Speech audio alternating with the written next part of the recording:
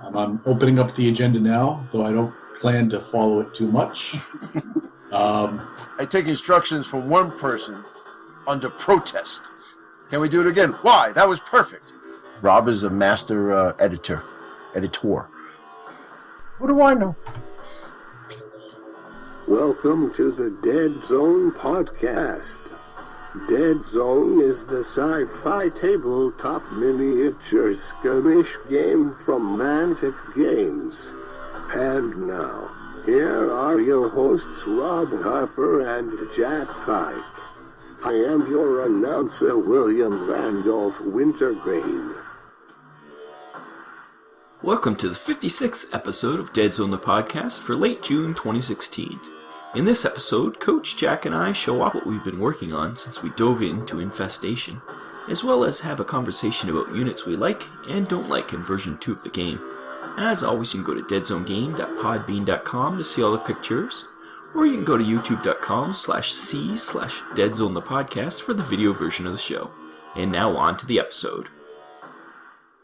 And welcome to the Deadzone podcast. This is episode 56, a culmination of Infestation. All our models, all our minis are in our grubby hands, and we're going to let you know what we've done.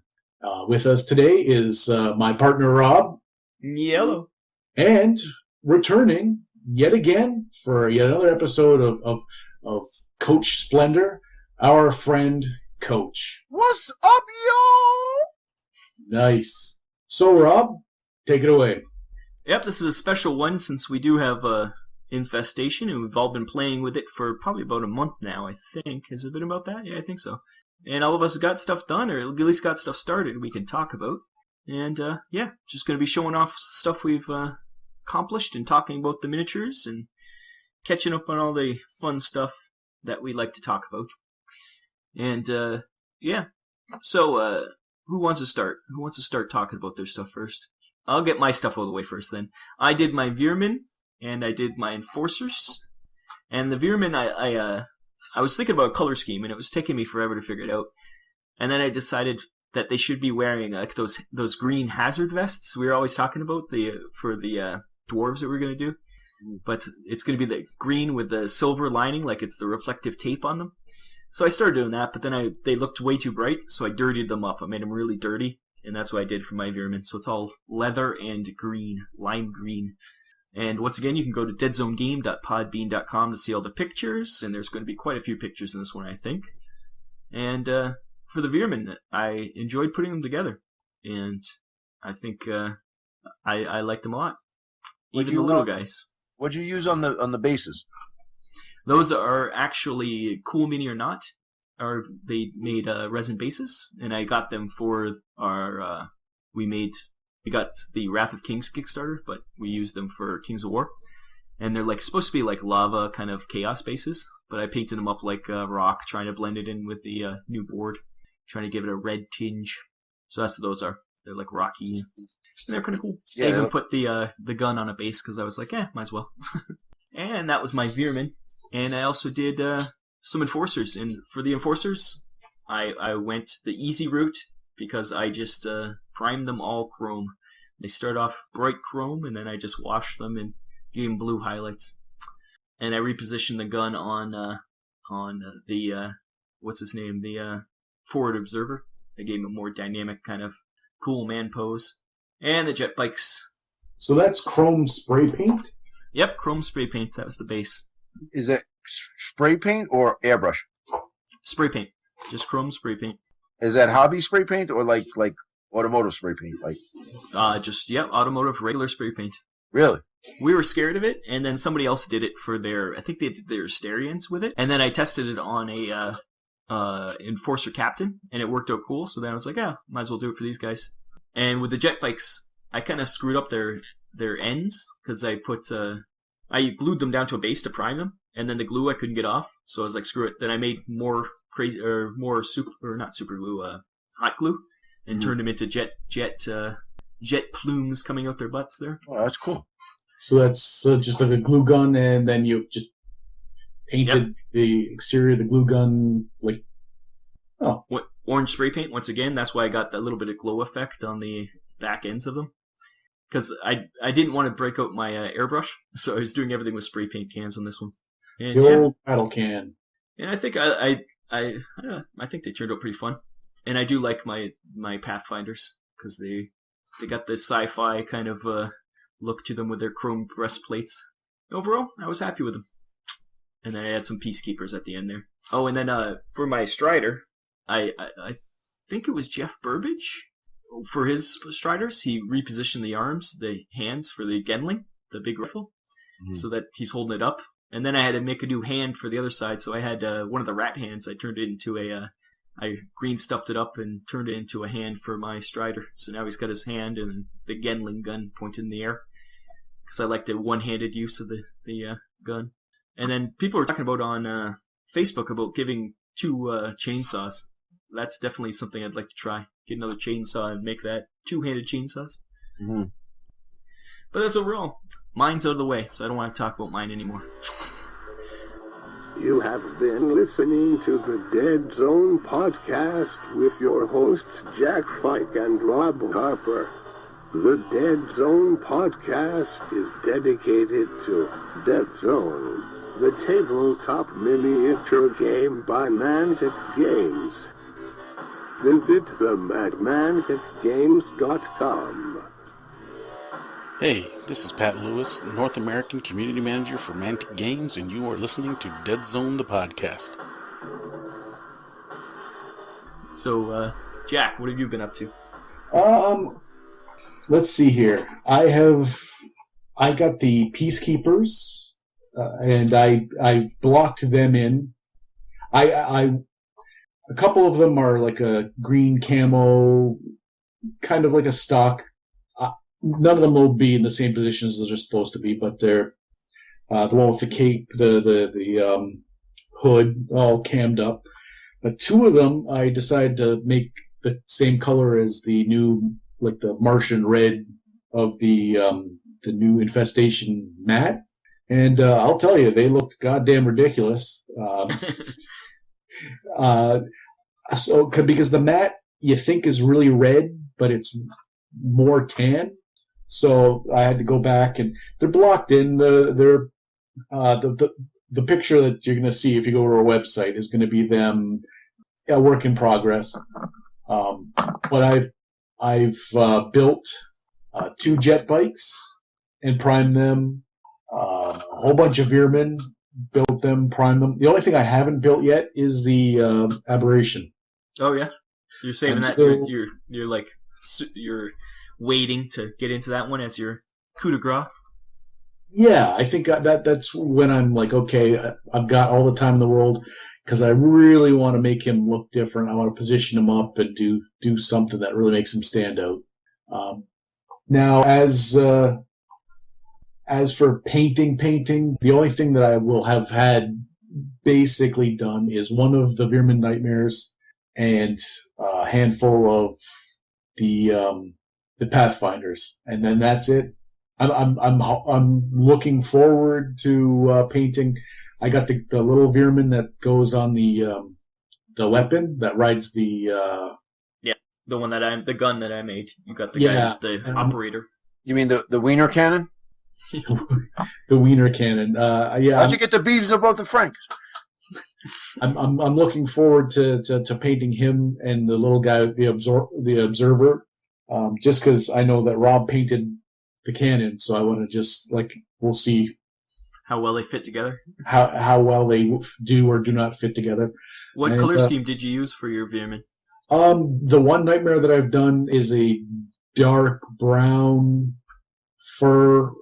Highly he'll match your Forge Fathers in the metallic-y spectrum rather than say your neon green Hazard Vest type thing. Yeah, I've only painted one Nightmare, so who knows? Maybe he'll be garish like a Bordello. But right now I'm looking at metallics on the armor because they're Nightmares, anyways, are highly metallic, like highly armored. Yeah. I will say about the Veerman, the the ones that came with Warpath. I think I may have mentioned this on the Deadzone Monthly when we were recording that. The ones that came with Warpath that had the round bases, you could tell were older. They were smaller, like little petite little things, but the details, they had a lot of details on them, and they're just even priming them. When I prime, I do a gray, and then I mist the top with white to kind of assist me seeing where I got to do my highlights, and when I dry brush up, I can see where. It's just, I don't know, if it's just laziness on my part, I don't want to look and go, hey, that light's get hit in there. But even just giving my dusting of the white from the rattle can, all these details popped up. And then the other ones, the other smaller ones that are new for Infestation, they don't have the same level of detail. They're much different. I don't know. And they're quite a bit bigger too, aren't they? They're quite a bit bigger, yeah. But the one thing when I built all of mine, even I did Enforcers too. I've got a unit of Enforcers, which I built them on Deadzone Monthly. Last episode, episode 4 was it? Oh, that was 3. 3. I put them together on the air there, and yeah. So. And what color scheme did you do for the? You said you painted Pathfinders. Yeah, like I said, the camouflage more. A couple of them are green camouflage. Now I have them all on bases that I sculpted myself, so they're all on looks like ruined machinery and nonsense. But the Pathfinders, so far I've got them blocked in, and I'm starting to do I'm dry brushing up. Two of them are really camouflaged. One's heading in that direction, like a green, but 2 of them are reddish tan, matching the new. Yeah, you're gonna keep that color, or you're gonna tone it down, or what? I had to. What I had to do was make them look more reddish, Martian-y color. The tans and stuff. It looked like, I don't know, just blah. Yeah. So now it doesn't match the camouflage of the mat. They don't blend in, but they look, and they'll still stay that way, I'm pretty sure. And so far, what's the favorite model you've put together? That I've built, that I'm looking forward to painting because I built him and he looks. I don't know. I went 2 knives and 2 guns on a couple guys. Just I like to go just stock. Like the Enforcers, they had these big chain guns and flamers and stuff, but I made them all with the same the basic weapons and stuff. But I think I got a little wild with a couple of them where I had to resculpt hands and stuff. I don't know. That's a hard question. Maybe the speeder bikes. I did do 2 speeder bikes, and maybe I would do that. I would say that I'm looking forward to that because I've. Yeah, and you're kind of anti-vehicle. Am I turning you around towards pro-vehicleness? No. I will just go so far as to say that there's so many things to choose. I'm a kid to candy store right now, so to pick one, it's a hard question, and I'll let you know. If I really enjoy painting one, if I really if it's dynamite, then I'll let everyone know. Yeah, I'm sure we'll have future ones where we show off more of the miniatures we've completed. That we'll go into more depth into how you felt about them there. And is there anything else you put together? No, everything's put together and primed now. That's good. That's a start for you. That's like a major accomplishment. Usually that takes years. Yeah, but now I know I literally have a coach, prodding me on, saying, "Come on, let's do some hobbying. Let's hang out." So that's true. If you're gonna hobby, you gotta have a reason to hobby. So it's like, well, we're gonna do the Deadzone Monthly. You might as well get some work done, and it's a good motivation because it's like, all right, what'd you guys do? And we were all comparing that night. What did you do? Oh, I did this, I did that, I did this, I did that. So, it was very cool because we're all doing the same thing. Exactly. And we were doing it as we were talking. So even if we hadn't gotten anything done, even if all it accomplished was us sitting, shooting the shit, and hobbying. That's still a win in my books. Yeah, absolutely. And then, we had Pat on too, and Pat's been like, in his GW days, he was telling us a few of the artists that he learned from, and they're like all Golden Demon winners. So it's, he's a good guy to pick his brain about how to paint and hobby and stuff. So, it was awesome all around. Agreed. It's time to enter the Strike Zone. The Strike Zone podcast is the ultimate guide to the miniature sports game, Dreadball. From the ringside seats of an underground Dreadball Extreme match to the glitz and glamour of Dreadball Classic, the Strike Zone strives to bring you the latest and greatest Dreadball has to offer. I am your host, Adam, aka Mr. Voxman, and you can find out more at warmoreradio.com.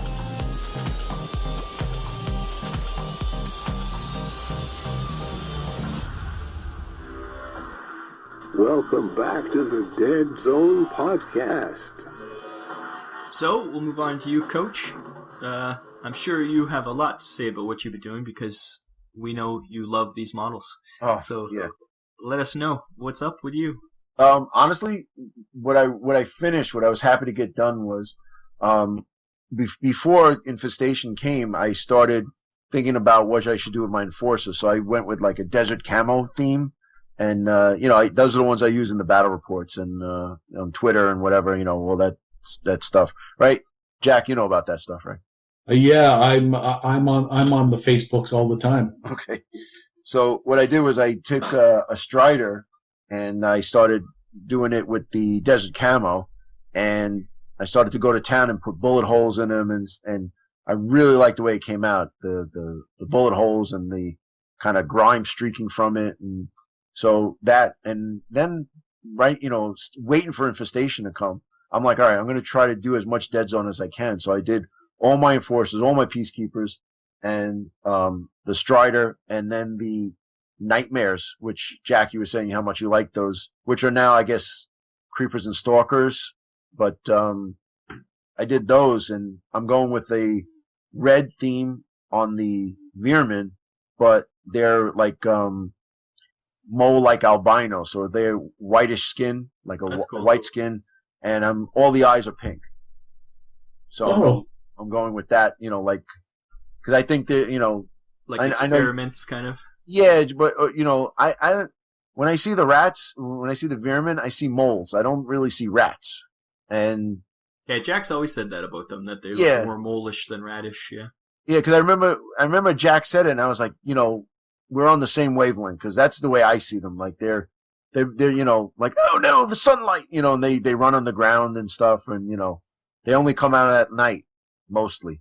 So that's the way I've been painting them. But I'm right now doing my Pathfinders. I'm getting them done in the the desert camo theme, and what I'm looking forward to. And I built all the Veermen, the Aberration, the Nikolovsky and stuff, and I have everything, all the rats, all the little guys primed, the big guys are primed, the Wiener cannon, all that stuff is all primed, but I haven't gotten to work on it because I want to get the Enforcers done. What color do you prime your stuff? I go with a sandable primer from an auto parts store, and I prime them in white, unless I'm doing metal, which I prime in black.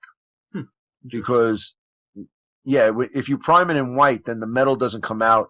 I don't like the way it comes out. I like to prime it in black, and then you put a few things of metal on top of it. And so, like, if I'm going to paint metal on anything, I'm even like, say one model's got little metal pieces on it, I'll paint it black and then paint the metal on it because it looks better that way. Yeah. It just, the base coat is very important. A lot of people don't base coat that much, but, like put our emphasis on base coating. But I think it's either white or gray for a light model. And if you're going dark model, obviously black. And priming yellow, if you're going to paint yellow, black is a good prime color for it because it, for some reason, stands out better. So, those little tips of the trade that I've learned in my travels. And for your Veerman, the red, is it what color red? Is it really bright or is it more muted? No, it was I'll tell you the exact color. It is you guys have hobby books? What's that?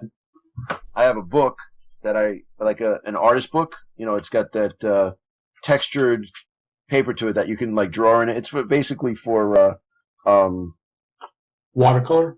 yeah, but like a sketchbook.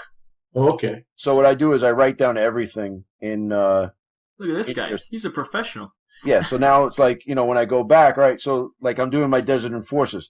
What colors are those? So I sort of this is all Minotaur, ancient bone, and that's my base, and then I go bark and dark leather for the spots, for the spots, and I'll either do that through the airbrush, and then I'll use the ancient bone to kind of separate the splatters.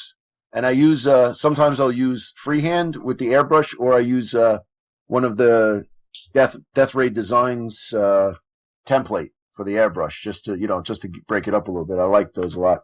Wash it with Agrax Earthshade, and then I line highlight it with Golden Blonde, which is from Reaper. And so I have it all written down, so I never, because like I said, I've been kicking the head a lot, I forget things. So, and then I have my bases, and I have all the things in there.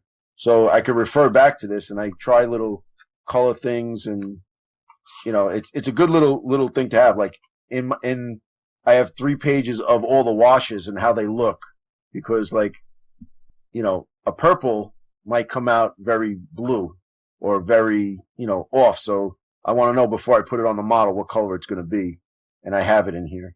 But I basically used Nebula Red from Badger, the airbrush color, and that's it. And then just wash it with a mix of Agrax Earthshade and no oil to make it dirty, because it's like they're moles on the ground. They're not going to come out looking with Izod shirts on and pristine and pressed and stuff. They're going to be dirty and whatnot. And then all the drills, I'm using silver, rust, and then using a little bit of the technical paint, the Typhus Corrosion, to make it look like there's dirt on them. So they're digging with it. I think the Veermen they got drills. The drill isn't there to stab you with it. It's there to build a tunnel. But it just so happens that if you attack them, they don't have a weapon, so they're going to stick you with a big drill.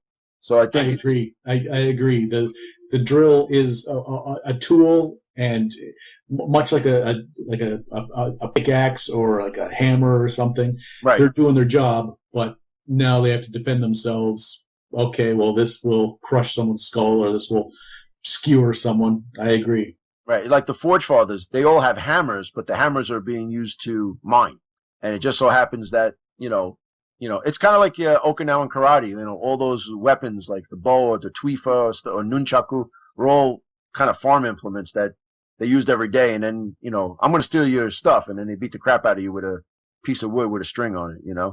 So that's the way I see the Veermen. It's like whatever's lying around, and if you read the fluff, it's like, well, they're really beasts, but there is an internal cunning to them. Yeah, because they're using weapons and stuff that they use to drill. So there's intelligence behind those.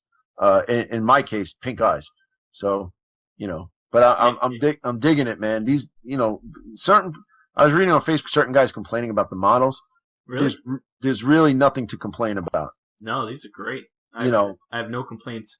Even the Kalishi, last episode, the angry episode, we were making fun of the Kalishi. Mm-hmm. On that live show, I put together those Kalishi, and they are awesome. Like they're so dynamic, and they're not very Deadzone, but they're very nice models. Well, fluff-wise, I think they are. It's like they refuse to be in a cipher suit, so they're just the regular Kalishi who live in the bikinis and stuff, can go either way with that. But I understand the fluff. It's like, we rebel against the sins of the fathers, and we're going to be the true samurai warriors of the Asterians. Yeah. So, it is cool. But I think the bows and stuff, though, you got to bend them, because it's like you're always going to get shot. Yeah. Yeah. Or clip them off, make them with small little bows. Yeah, like I was thinking of maybe clipping them off and turning them like gangster style, like sideways. Mm. Like the like just you be see careful. That metal, man. It's fatigue on that metal is gonna be quick. It's gonna snap off. Well, that's when you got to pin it and green stuff it, and then use the glue. Yeah. Well, that's why you guys are done with your models, and I take forever. I take forever to paint mine. So because I like to do that stuff, like clip it and turn it, and that's all. That's all the Ralph Partha days. You had to do that stuff because there was like plastic. The only thing that was plastic was the base that you put them on. Even then, most of the time that was metal. Yeah, absolutely. It was all one shot. So yeah, it's all it's the same piece. Yeah, yeah. Jack likes doing that too. I like modifying, but mostly I like getting them done. But, I just want to make them different, and that's like my Peacekeepers taking forever because it's just the line. I like to do the line highlights on everything. Yeah. And but when I do look back on our battle reports and stuff, I'm happy with the way they come out because they look. You could see them more. Yeah, you could see the work. Sometimes you do something erroneously for hours and it just doesn't make sense. But certain little, I've cut out those things, and I know what I like to make them, to make them look good in my eyes, my models. Yeah, that's all that matters. As long as you like them, that's all that matters. Yeah. We were saying the 3 foot, I want to not have a 3 foot army. Yeah. Countercharge. Countercharge is the first podcast totally dedicated to the game Kings of War. Join your hosts Andrew, Mark, and Rob as they delve into the world of Mantica and bring you in-depth coverage of all things Kings of War. You can find us on iTunes and at ohiohammer.com, a proud member of the Ohio Hammer network of podcasts. Hey, this is Jack from the Deadzone Podcast, and you've been listening to the Deadzone Podcast. With Jack from the Deadzone Podcast. So much Deadzone Podcast, it'll make you vomit. So, yeah, you were saying, so that was your Veerman, and you all got some Peacekeepers started, or? I'm waiting. I have 10 Enforcers, and the Peacekeepers, and the extra Strider that we got. So, we got the Peacekeepers, but I have 10 just regular Enforcers on sprues with, the sprues with the shields and the incinerators and stuff. And what I want to do is I want to wait for the rules for Howlett to come out and then build an elite list, because he's obviously going to be an elite guy, and build an elite list with him and use the color scheme for him. So he's like not a desert guy. Yeah, I want to make it, like whatever, like, Howling's Bloodletters or whatever it is, because I painted Howlett and my captain and my original Enforcers like blood red. Oh, yeah. So once those rules come out, and I was asking them about it, and they're like, well, we're working on it. Come on, man, I gotta clip some sprues here, man. Come on, let's go.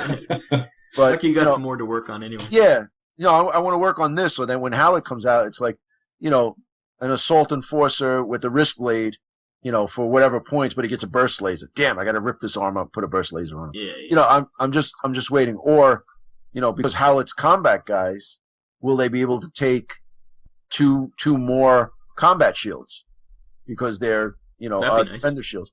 You know what I'm saying? So I don't know what it is. So I'm just going to leave them on the sprues until they come out and model them for that. But everything else I've done, with the Peacekeepers, everything. I'm digging it. We just had Andrew and myself did Peacekeepers versus Rebs. I'm sorry, Pathfinders versus Rebs. And they're pretty good, but there's some stuff I got to change. I already see what I need to change. So yeah, hopefully you'll have videos for that to get tips and tricks for building forces. Yeah, that's actually what I'm working on now, like how to build an elite list. But I want to play test it a little bit before I just kind of sprout off what needs to be done, because we could theory hammer it all you want, but I want to have a good theory backed by play. Yeah, for sure. Make sure everything you're saying is true. Yeah, because if I've done it, then it makes sense. I mean, I could just sit here right now and say, listen, take 4 jet bikes and 12 Enforce and Pathfinders, you win every game. And then you're going to get pissed because it's not going to work. Yeah. But there's so much to individual play style, too. Mm-hmm. It's nice that, like you said, you're going to make a Howlett strike team and build a theme around that. Now we have the option. Now with these special lists, if you really if you really have that hero that you've always wanted that used to be a merc, and now with all these extra models, you can do that. You can make them all look together and stuff, and you want to build a list that wins, and I know you want to do that, but sometimes it's just you want to build a unit that looks awesome. And Right. Well, Well, I said for that too. yeah, I want to build, like that list, but still hobby it up, and then from there pick what you're going to take. So, if you have 15 models, and like, all right, I'm going to build a list, and I'm going to take these 8 guys, and you guys aren't being taken, even though I've done them and they're there. I know they're there because you never know. Like, you know what? Let me take him out, and let me add the incinerator, or let me add the burst laser guy. So you have time to play. The only thing with the elite list. Why I'm waiting too is because there's stuff in the elite lists are intentionally not put in. Yeah. So, if I build up everybody with let's say for argument's sake, a pistol, well, these guys don't take pistols. They only take rifles. All right. I got to rip the arms off, and although I'm fond of ripping arms off, I'd rather not do it to the models, You'll contain that to just people in general. Yeah. Well, let the Wookiee win. And what else are you working on? Like, you haven't even started your Forge Fathers yet. You know what? I'm saving them for last just because I have enough to play with, and I want to get all the stuff that I don't have done, and then work on that because I have the starter kits, and then I was lucky enough in the crazy boxes. I got 2 sets of Steel Warriors, the old Steel Warriors, which now I guess are Storm Rage veterans. Yeah. So I got enough to hold me through. Just, the only thing is I wish they would re-release or send out the militia because you can't find them, and they're the old Steel Warriors, so you can't order them. I mean, there's a picture of them in the book. They have the bare arms. They're almost like Brockers, but with a little bit of armor on them. Yeah. But even in the Warpath Kickstarter, we're not getting any militia. It's all Brockers and Steel Warriors. Maybe that's something they can release, not in Kickstarter, like they said they were going to do monthly releases eventually. Maybe that's one of the ones they can do. Yeah, I wish they would because the picture's in the book. That one's actually in the book. Yeah. And then they said, well, we did that because people have old models. What? I wish I had those old models. Yeah, what are you talking? Wait, first of all, I don't have the old model, and I've been playing this since it came out. So, what? So, They must have come out with the original Warpath, like back in the day. Yeah, I think that's what it is. Well, one of the guys, Fabian's got some, so we're gonna trade some stuff. So he says he's got a bunch of them, but they were actually the Steel Warriors, and I think the veterans now were something else before, like they were the Storm Rage veterans or something like that. Beforehand. Those are the guys. Like one guy's got the pistol and the hammer. And the other guys, 2 have magma cannons and 2 have auto cannons. Yeah, so I got those in Crazy Box too. Yeah. I mean, those are awesome. Those are nice. So I guess the Steel Warriors, I could paint them up as militia and then use those guys as the veterans. Or even if you can, if you really wanted Kit Bash, you use the Brocker arms, put them on the Steel Warrior bodies, and Kit Bash that way. Yeah, and then have Brockers with the metallic metal arms. Yeah. Well, I did that. I was missing on the Rebs the cannon, and I couldn't find the arm for I don't know where the hell it went. So I just took a Necron arm and I clipped it off, and it actually looks pretty cool. She's got she's holding the it's like the bazooka model, and she's got it on her shoulder, but the front arm is a Necron arm, so it's almost like she's like Furiosa. Yeah. She's shiny and chrome. So, Cool. And have you started any of the mercs, the metal miniatures, any of those yet? I just put them together, but the first one I think I'm going to do is that Ogre. I just love that model, man. Yeah, you said he weighs a ton? Yeah, he's got to be about a pound of metal, But, we're going to do a merc battle. We're going to do a battle report, just all mercs. That's cool. We've discussed doing that, just fielding 2 strike teams of just mercenaries just to see what would happen, and just for fun, just to mix stuff up. I'm just still waiting for them to fix. I know I'm a broken record, but we got to talk about the stanza, right?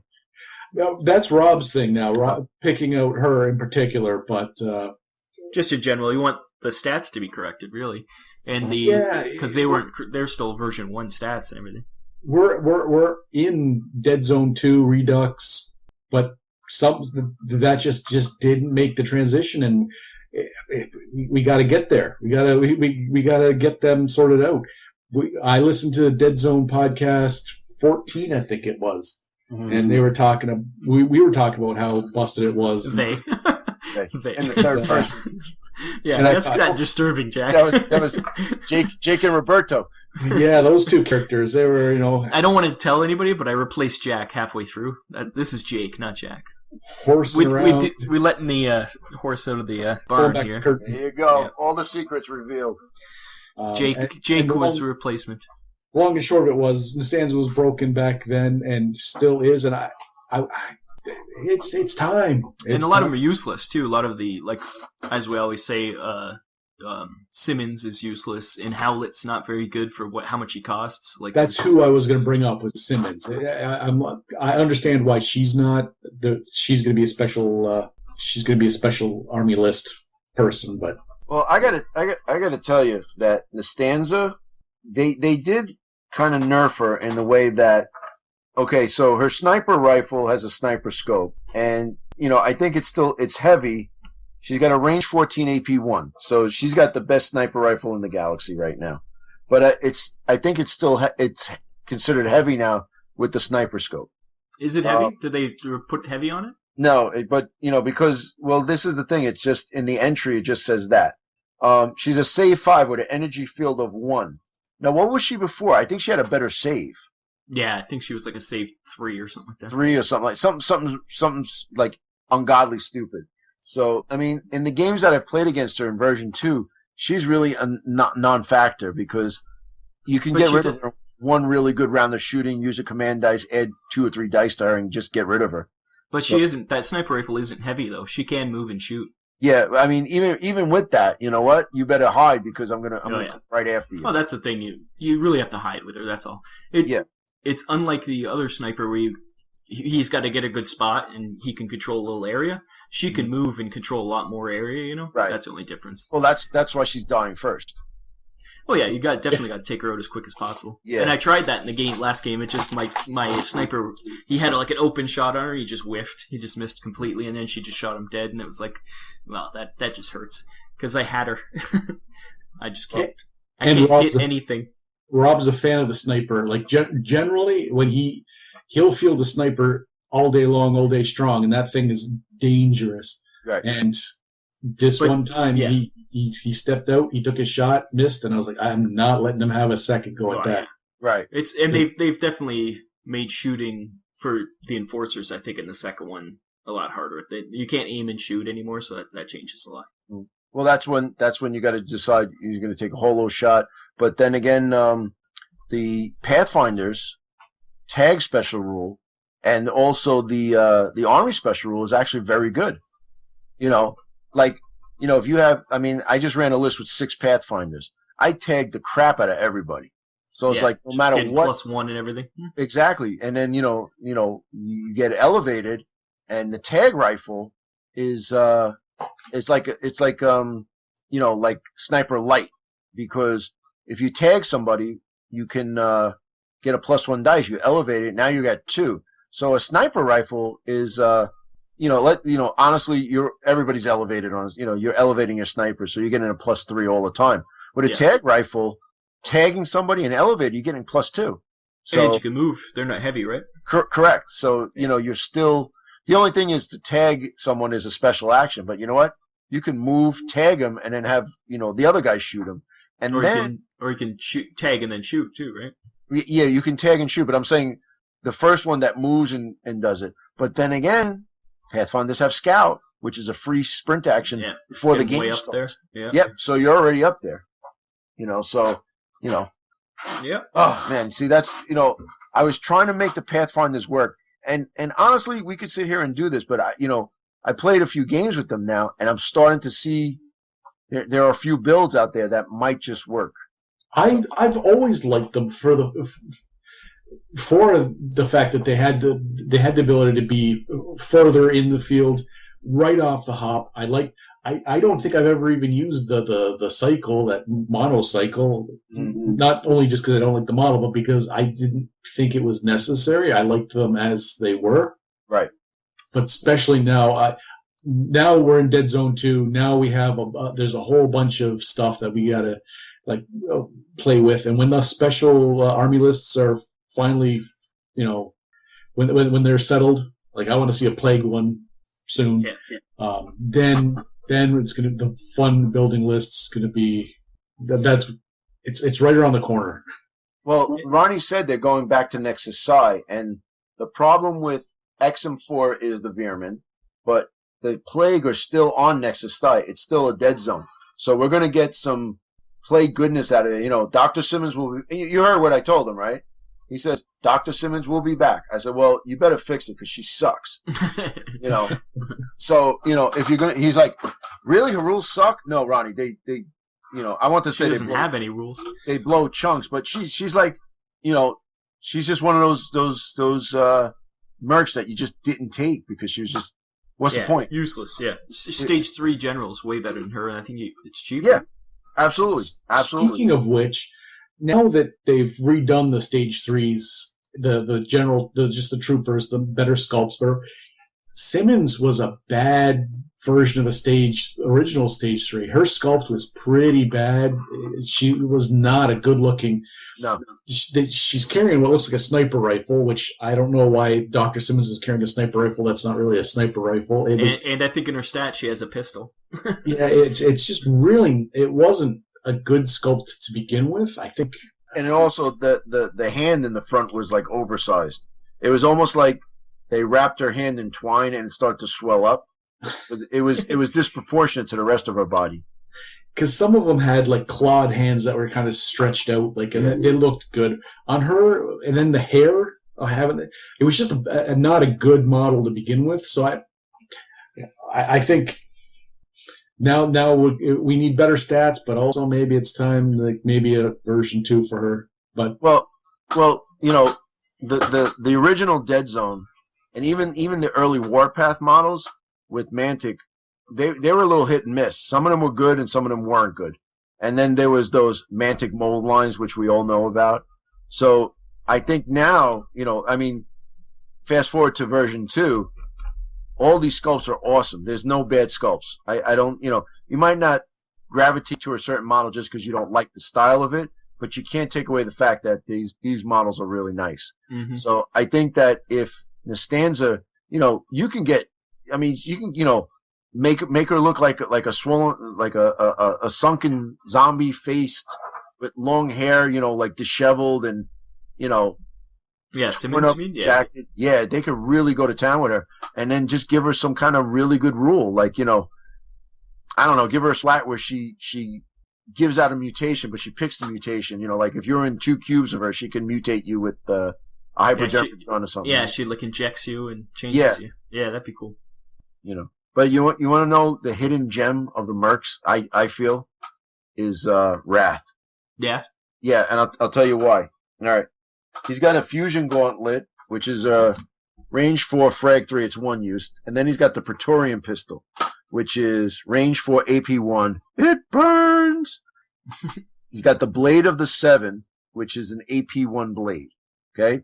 Now, he's moves 1-2, size 1, but he's got armor 1. He's got tough. Now he does have rampage. That is his drawback. But his stats, his shoot, fight, and survive are all 3+. So if he's got 1 armor, tough, and a 3+ save, I'm not too worried about rampage, honestly. And he was the first. It was the first merc. Him and Recon were the ones we got first. And we used to use him. He used to have that own agenda. Yeah. Right. I don't know if you guys remember. Do you remember? It was like... Yeah, Freya had it too. It was basically like Rampage, but worse. So like 1-2, you did nothing. But on a 3-4, your opponent... Like 1-2, your opponent chooses what to do with it. But on a 3-4, you just stand there because he's got his own agenda. I was like, that was what? So, every time we used him, it was a 3-4 or 1 and 2. I'm like, oh, this is terrible because, just to stand there with, guys are running around you like, I don't care. I'm going to stand here. I have my own agenda. You know, it's dumb. It was terrible. So, but, I like him a lot, man. That might be the first merc I'm going to pain. I know he's old school, and I've had him since version 1, but you know, I like him a lot. You know, him and Project Oberon. Yeah, we don't have Project Oberon. Yeah, It's the one Merc we never got. Yeah, I don't know where he is, but I use my nameless guy from the Dreadball team. He's got 444 stats, size 1, 0 armor. He's got Scout, Weight of Fire. His Needler is AP1 and he has Toxic Charge, which is range F AP1 Toxic with an energy field of 1. So he's pretty cool. He's 28 points, 3 victory points. Oh, and Wrath was 32 points, 3 victory points. So he could be cool. That he could do a little stupidness, you know. None of them are the Chovar Psychic, so that's all I'm saying. Yeah, and with good riddance to that Chovar Psychic, man. I just made a list with him in it. That was the one we were going to play, and then we got stopped. I was just about to test him out, see what the new rules had in store for us, and too bad Captain America and Tony Stark had a falling out because we just saw what happened. So it's Captain America and Captain Morgan, huh? All right. That's Rob's drink of choice right there. Psychic Energy Shield 2 with a 6+ save. That's my issue. Yeah, he's pretty squishy. Yeah, he is squishy. But those psychic powers are powerful, though. Yeah, most of them don't need line of sight. And you don't need line of sight, so you got to just put them somewhere and tank them up. The only problem is they're all range 4. Put them behind a shield. Throw them a shield on them. You throw an Enforcer shield, but that only gives them armor 1 with a 6+ save, though. Yeah. Ew, that's worse than the 5. It's not as bad. What's the Veerman? One of them has a 7 shoot. Yeah, well, yeah, like that's a thing, really. Like, you know, that's the first 7 I've seen. Yeah, that's. I think that's the first 7 in general. Yeah, that's the Stalker 745. But I think does anybody have a 2? Costanza has a 2, doesn't she? No, she's 3s, isn't she? Yeah, she is. Oh, the Abomination has a 2, doesn't he? He has a 2 fight, doesn't he? He did. No, I think it's a 3 now. Oh, they changed it. Yeah, no, the 2 that when we were playing.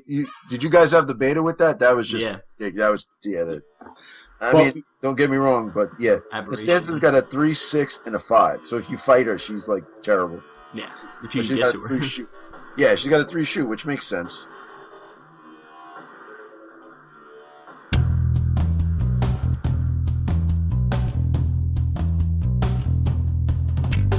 FOG Andrew and the coach here, and we would like to tell you about our YouTube channel, Family of Gamers 777. Family of Gamers covers the hobby from topics like airbrushing, painting, building, converting, unboxings, interviews, and much, much more. We go over in-depth tactics and battle reports of games like Deadzone, Warhammer 40k, X-Wing, Kings of War, and Wild West Exodus. So go over to Family of Gamers 777 on YouTube and become part of the family.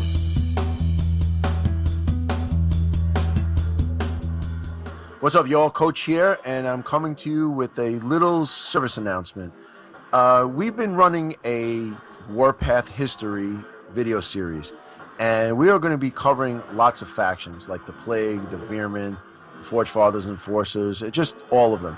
What I'd like to do is get pictures from the community. So if you have some great pictures of your models, if you want to just send them to me on Family of Gamers 777 on Facebook, just send me a bunch of pictures, a private message, and I could put them into the videos. And also, we are having a Deadzone Monthly.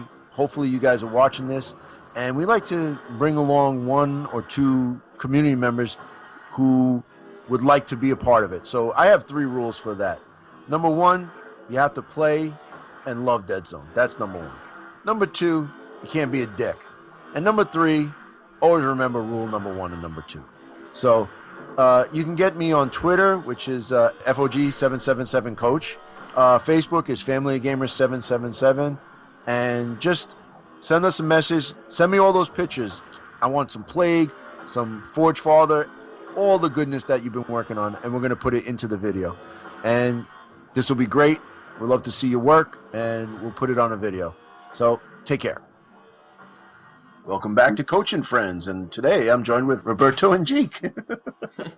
We're not big on proxying, so I have yet to play with the Aberration. Like I've used him 6 times. He's either been the MVP or he's out. Oh, You know, yeah. The battle report, Plague vs. Marauders. I'm proud of that one. That was the first version 2 Dead Zone battle report ever, and in the world. And so what happened was the aberration jumped on the second level. He killed a commando, and then punched another one off because he's got knockback. And then Eric had his Hulk jump up, had full line of sight. So it was basically like, 3 plus 2, and then he had 1 or 2 command dice. I don't remember. So I was like, okay, he's tough, and he's got a good save. I'll be fine. And he wiped me out in one round of shooting with the Hulk, and I couldn't believe it, But that was just terrible rolling on my part, But he's either the shining star or he burns out quickly, because you see the aberration coming. What are you going to do? Oh, let me get into a fight with him. No, you're going to take all the firepower you can to destroy him, because he's 40 points and 4 victory points. Yeah, that's a big chunk of your army right there. If you can keep him out the first 1 or 2 rounds, yeah. And then some of the missions, if you take the guy out, like I don't recall the name, but it's like the Monster Hunter one, or if you kill the biggest model, you double it, or if you kill a specialist, it doubles it. So, if you're getting 8 victory points for killing him, and that's part of your secret mission, for damn sure you're going to do whatever you can to get rid of this sucker. So I mean, his rules are good, but he's just a bullet magnet. Yeah, you're going to concentrate fire on him. Yeah, but if you take him and the stage 1, 36 and 40, so you're at 76 points, and you're running a 200-point game, you could. I mean, the rest just dogs. No, I mean, there's so many cheap options. Even you take a bunch of stage 2s for 16 points. They're only 16 points apiece. I know. They're so cheap. Yeah. Or, zombies are 6 points apiece. Dogs are 6 points apiece. The regular troopers are 10 points apiece. So you can get expensive and then just kind of, put cannon fodder in there. Plague swarms are 20 points apiece. They're awesome too. Yeah, they're tough. And they're agile and tough. Yeah. So, unfortunately, agile is not as good as it used to be. No. But, because it used to be well, what's their movement on the Plague Swarm? 1, 2. Yeah, see, they used to be fast. Yeah, they used to be 2, 3. Yeah, that was tough. Yeah, that was, but I guess they're so, they're really good, man, with agile, tough, size 2. Yeah. And a 5+ save, but a 3+ fight, Did you see the Z's now, or 7-7? 7 shoot, 7 fight Z's. Oh yeah, they are. You know what? Honestly, we've never even run Z's. I think we tried it one time, and it was just. Oh no, our friend Dave put some Z's in his army, and it was just useless. They died pretty easy. Yeah, Z's are good. Z's are good. You paint them up and you put them on the shelf and just leave them there. Yeah. No, they're but they're scavengers, but they're 6 points, but they're 0 victory points. So, but are they troops or are they? Yeah, there's the bugaboo. They're specialists. So So now with the specialist, you could take a Sorak, which the Sorak took a big hit, because he has a blast weapon which doesn't do any damage unless you fall or hit a wall. The Rebel Specialist, which is you can do whatever you want with it. The Craw Warrior, the Survey Drone, which is a specialist now. The Juan Medic, the Grogan with either the Onslaught Cannon or the other one. Desolator, yeah. Right, the Desolator or the Onslaught. A Teraton, and then the last 3, which should be in every Reb's army, do not leave home without them. A Saphir Lancer, Rin Nomad, and a Rebel Sniper. So, out of those 3, would you take a Z over any one of them? No. It's not a point. And, I understand the mission, and I understand that they're scavengers and they can hold 3 things. But come on, guys. Really? Yeah, it's just 3 things they're going to drop when you shoot them. Correct. And he's a 6 survive. Yeah. Oh, yeah, they're terrible. Yeah. No, it's just, And the other Goblin Snipers now got a 7 fight, which is fine, because they're goblins. Right. Well, you're not going to... I mean, the whole point of a sniper is not to get into combat. Yeah. I mean, And yeah. And I looked through every single thing. Nothing has a 2. There's lots of 3s, but no 2s. Yep, there's no 2. That's the aberration did in the beta, but I'm glad they got rid of that. Because I think a 3 fight stat is or any a 3 stat is the elite. Yeah, that's yeah, it really is. Like even and I'm happy about it that the Maw Beast is now 4 fight. Yeah, made him a little less tough. Yeah, but he's a beast, so I just don't understand why zombies are not beasts. I think that's just a mistake. They just forgot to put it in. So basically, they should just be like, they're just zombies. Go out there, kill somebody. They can't hold objectives. They can't, I mean, maybe they can't hold an objective, but they can contest an objective. That would be okay. Oh, that's interesting. You know what I'm saying? Like, all right, so there's 4 zombies in a square, but you don't own the objective. So now, throw a grenade in it, blow them up, and then now I can get the objective. You know what I mean? So I think that's important because, plus there's 0 victory points. They're dirt cheap. They're awesome in a horde. They're just too good. That's why I was saying the last podcast about, not taking dogs and taking zombies because as of now, they're that good. Yeah. I'm pretty sure they're going to get fixed, but we'll see. Yeah, they should get fixed because that's really OP. And you know what? I was reading on the Facebook, because Mark put out that, hey, what do you guys want? And it became more of a wish list than an FAQ thing. Yeah. But he was, I put up a thing about the Forge Fathers, how horrible the what's it called? I'm sorry, the splats. I couldn't think for a second. So their splats are horrible, and the one that you can recover a wound, it's not fair because everybody else's splat gives you an ability. The Forge Father one is like, okay, I have a splat. So you're lucky enough to roll a splat. I'm going to use it. Okay, I have a wound. I want to try to get rid of the wound. That gives me the ability to roll 3 dice, and I got to get 3 successes to lose a wound.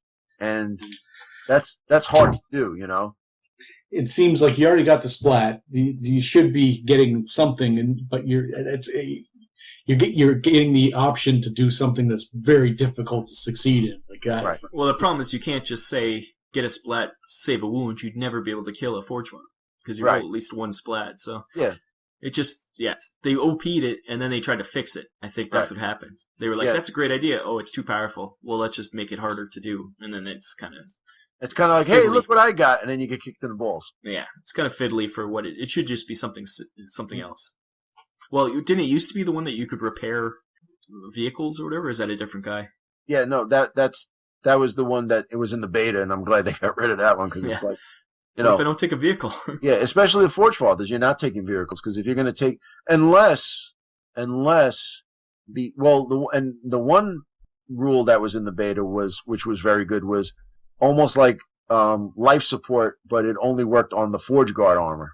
Yeah. So, is the Forge Guard armor considered a vehicle? I know they're not vehicles, but is it considered like mechanical where it could be fixed? Yeah. Saving the wound or fixing the armor? Or are they like the dudes inside, it's just, regular dudes like a Strider? More specific, like just like in the Marauders, the commando captain only works on commandos. Like, right. Yeah, could do much more specific. Okay, which guy is it? Is it a broker or no? Who's the guy that has that ability, anyways? They don't. No, who did have it? Oh, it was the Forge Guard. Forge Guard Horsecarl, yeah. So it's like only works on Forge Guard or something like that. Right. So it's like, if you're going to take him, then you got to take some dudes with him. Yeah. And I'm hoping they come out with an elite list where the Forge Guard will be troops again. Because that in version 1, the Forge Guard were troops. Yeah. But then, and it could be with a special army list if one of the heroes is a Forge Guard, then consider all of them as troops. Yeah. That unfortunately, with the elite lists and these special, some heroes are just going to be much better than others to have. Right. But if you really like the Forge Fathers, and you really like the Forge Guard, you make a list and you want to play because that's what you really love, then that's different than min and maxing for the sake of having one. Well, you think about it though, like, because the Forge Guard are hard to kill. But if you make an elite list of them, let's say 150, 200 points, you're going to take about 5 of them because you're going to have to, give somebody some AP or some kind of something shooting, and their fight stat is only a 5+. It's not like they're that elite. I mean, the shooters are 4+, the savers are 4+. They're expensive, right. So you're talking to get 30 base. So if you want to take a missile launcher or whatever, everything is the Forge Fathers. Everything is expensive, and it's almost like going. You're buying a Mercedes. You start off with a base car, which is expensive, but now all of the stuff you're going to give them, anything you want to give them, AP1, AP2, AP5, awesome. 1 victory point, 1 victory point. Like a Magma rifle, range 3, AP2, it burns. Awesome, I love it. 7 points, 1 victory point. So boom. So now you've gone from a 3 victory point Forge Father to a 4 victory point Forge Father. Now I can also give them a missile launcher because they got the thing that clips on, the Predator type deal. It clips onto their shoulder. I can give them, let's say, a magma cannon, which is 8 points with 1 victory point, and then a missile launcher, which is 8 points, 1 victory point, range 10, AP5. So now you're saying, wow, that guy's unstoppable. But, now he's 46 points. And 5 VP. Exactly. So now that's where I see the balance. All right, I'm going to take a guy like this. He's going to be great. He's going to be unstoppable. But you can still shoot him. You can kill him in 1 round of shooting. Oh, yeah. Honestly. Anything can die. Yeah. Exactly. I mean, every time I take a Forge Guard, my standard thing is I'm taking Steel Warriors or Militia with Forge Guard. That's what I like. I don't know what my leader is. I'll go with, the Steel Warrior or the Forge Guard Horse Guard, depending on points. Because the Strike It Lucky bull crap rule is just, they got to change that. I'm sorry. Or I'm going to just write my own rule and pencil it in. Because it's just, hey, you get a rule. I got something. I don't like it. So I'm going to pick from the dead pile over here. It's asinine. I think it's the stupidest rule ever. But, every time I've taken a Forge Guard, they've always gotten killed the first round. Yeah, somebody decides to just fire 2, 3, or 4 models at it, and they kill the guy for 30 points, 3 victory points. You're already up, and that sucks. But that's the game. I think the Forge Fallers are balanced as far as their points and stuff because of that. Now they hit like a sledgehammer when you get slammed and stuff, and all their weaponry is AP1 and all that, and their Forge Hammers are AP1. But you're paying for it. It's not like it's and like they don't have great shooting in hits like melee stats. They're not crazy great. No. And then the Brockers are the only ones with the decent stat with Frenzy. But they're squishy. Yeah, they don't have armor. So. No, they get killed right away, and they're not even tough anymore, and they don't have Brawler anymore. Yeah, a lot of things missing Brawler, like the Enforcer. That really hurts. Oh, that's just that kills the Assault Enforcer. Yeah. And I don't care what everybody says. There's that big debate on the Facebook groups, but the Assault Enforcer just really got kicked in the nuts. They weren't great to begin with. No, to be honest. But with Brawler, it made a difference. Yeah, gave you extra die at least. Right. So you have a wrist blade moving in and Brawler. You're rolling 5 all the time. You know what I mean? And then their fight stat, even though it was a 5. At least you have an extra die to try to offset that. Yeah. But now it's like nothing. It's when they took Brawler away, they should have given them -1 to their fight stat. They should have been 4s. Or, they have Frenzy too. Yeah, or something. I think the rules committee, they really screwed up there, and they refused to admit that they screwed up on that one. Yeah, that's the one. All right, well, we'll listen to you, but we're not going to touch the Assault Enforcer. Yeah, it's strange. Because they always come up with these ideas, and then you're like, yeah, but the zombies, they're the same as a zombie. Right, that's what I said. And they were saying, well, the points in the victory point, he's only 1 victory point, but he's got a wrist blade. I don't care. I'd rather have 2 victory points and a 4+. I'd rather be able to do something with them. But let's remember, remember this, that a wrist blade is great because it's AP1, but 90% of everybody in this game doesn't have armor. Yeah, so it's useless, yeah. Right. So now, like this is the argument I've had for a long time. I have an AP1 wrist blade. I could punch through a tank. I could punch through a strider, grab the guy by his neck, and pull him out of the strider. But I get killed by a plague dog because when I stab him, the AP doesn't matter. Yeah, it doesn't help. It should have added to your, like, giving you an automatic hit or something. I don't know, but all I know is that the assaultive forces need to be fixed because they suck. Yeah, for sure. The only good thing about them is they're 2 points cheaper than the regular enforcers. And they're only 1 victory point. Yeah.